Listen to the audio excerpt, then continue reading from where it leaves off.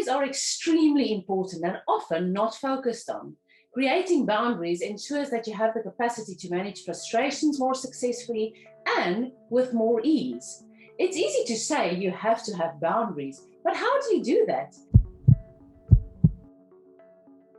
Thank you for watching today. My name is Nanette. I studied to be a teacher quite a few years ago now. I've been in the field of special needs and particularly autism since 2008. And I'm also a mom to 3 young children myself. So when we speak about boundaries, we believe in quantifying our boundaries, making it concrete so that it's visible for ourselves. That makes more sense for our children too, right? So I want you for this little challenge that we're going to have with ourselves, and it's going to make a real difference for us. So I want to encourage you to take part in this, to help you create and manage those boundaries for yourself and for your children. So I want you to choose a person that is dear to you. It can be a friend, a colleague, or even perhaps a family member. Now think about that relationship that you've got with this dear person in your life.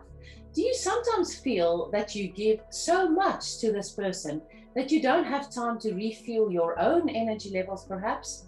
If this is the case, it basically means that you're giving more than you can. And that means that your own health, your own mental health could start to suffer because of that. So how can you go about quantifying your boundaries with this person? Decide what you are willing to offer in terms of time spent. If it's contact with a family member, perhaps a visit once a week, or once a month, or twice a year, depending on the logistics of where you are and your family is, and also whether it's possible to see that family member or that friend of yours that frequently. It will depend on the type of relationship that you have as well.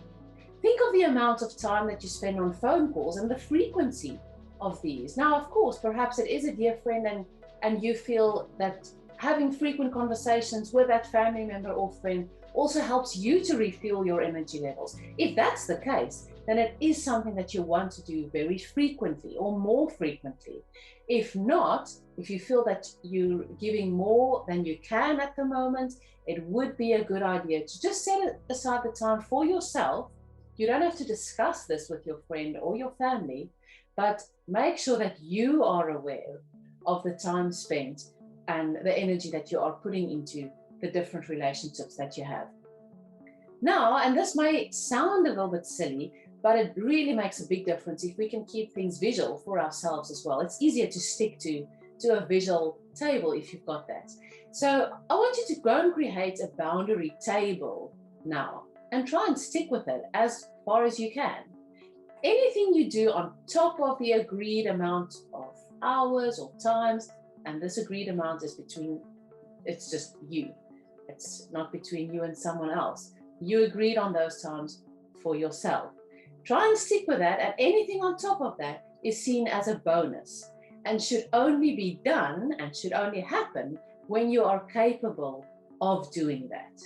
So we want to ensure that you're giving as much as you can, but not more. We understand that this is not always possible, though, with everyone in your life, but setting quantifiable boundaries will help you to carve out time for yourself. Carve out time so that you have time to properly focus on meditation and mindfulness and making sure that you are looking after your own mental health as well, to recharge your own energy levels, of course, and therefore help you to increase the capacity to manage other responsibilities in your life.